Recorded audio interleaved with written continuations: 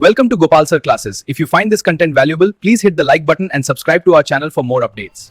आज हम लोग समझेंगे क्वाड्रेटिक इक्वेशन के बारे में, किस तरह से क्वाड्रेटिक इक्वेशन को सॉल्व करते हैं और किसको क्वाड्रेटिक इक्वेशन कहते हैं। जैसे एक इक्वेशन हम यहाँ पे लिखे हैं 2x² minus 2√2x plus 1 is equal to 0।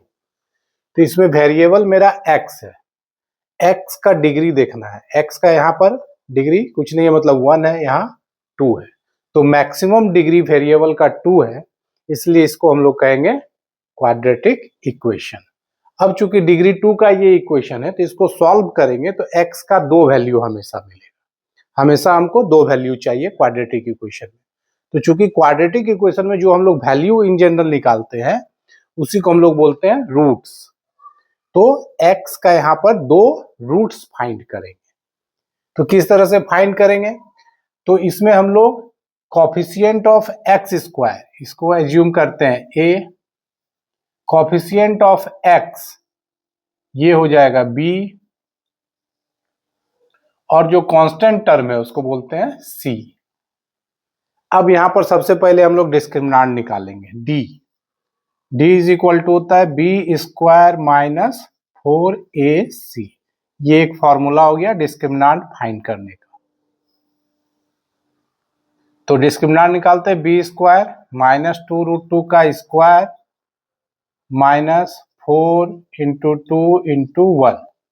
तो माइनस माइनस, चूंकि पावर में इवन नंबर है तो ये साइन हो जाएगा प्लस। अब इसका स्क्वायर करते हैं तो 2 2 जा 4 इंटू √2 का स्क्वायर 2 माइनस 4 2 जा 8, तो 8 माइनस 8 0।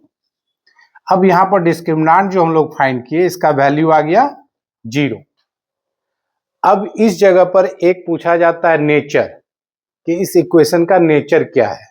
तो नेचर जब फाइंड करना होगा तो तीनों कंडीशन को हम लोग देखते हैं, नेचर फाइंड करने बोलेगा। तो डिस्क्रिमिनेंट से ही नेचर हम लोग फाइंड करते हैं। इफ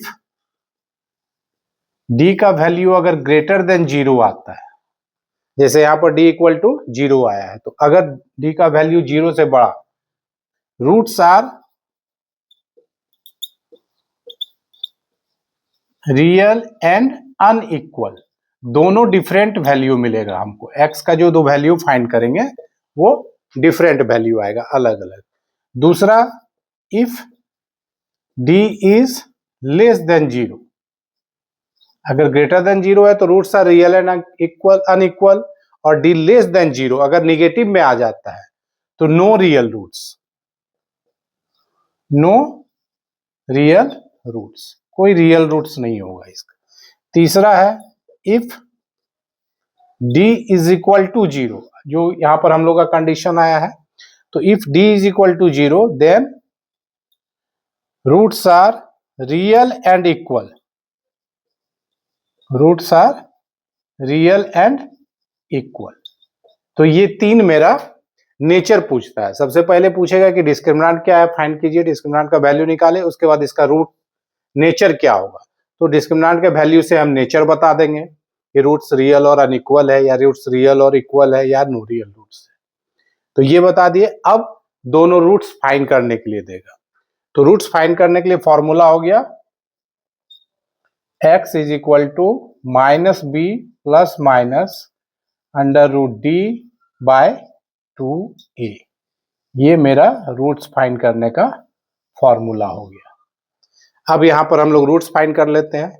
तो x is equal to minus B का वैल्यू आया माइनस 2√2, तो माइनस माइनस प्लस हो जाएगा, तो ये हो गया 2√2 प्लस माइनस √d का वैल्यू आया है 0 बाय 2a का वैल्यू है 2। तो x इज इक्वल टू हो गया 2√2 प्लस माइनस 0 बाय 4। तो अब यहां पर 2 वैल्यू, एक प्लस 0 एक माइनस 0, चूंकि यहां पर 0 आया तो सेम वैल्यू मिलेगा।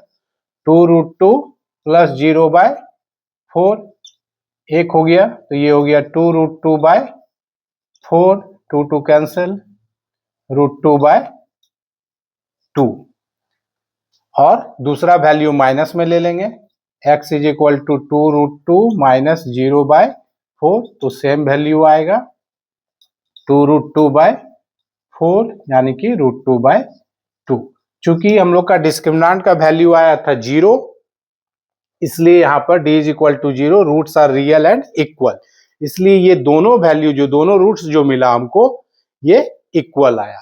यहीं पर अगर डिस्क्रिमिनेंट ग्रेटर देन 0 होता, कुछ और वैल्यू कोई नंबर होता, तो दोनों रूट्स डिफरेंट आता। इस तरह से प्रैक्टिस करना है। एक दो क्वेश्चन हम दे देते हैं प्रैक्टिस करने के लिए।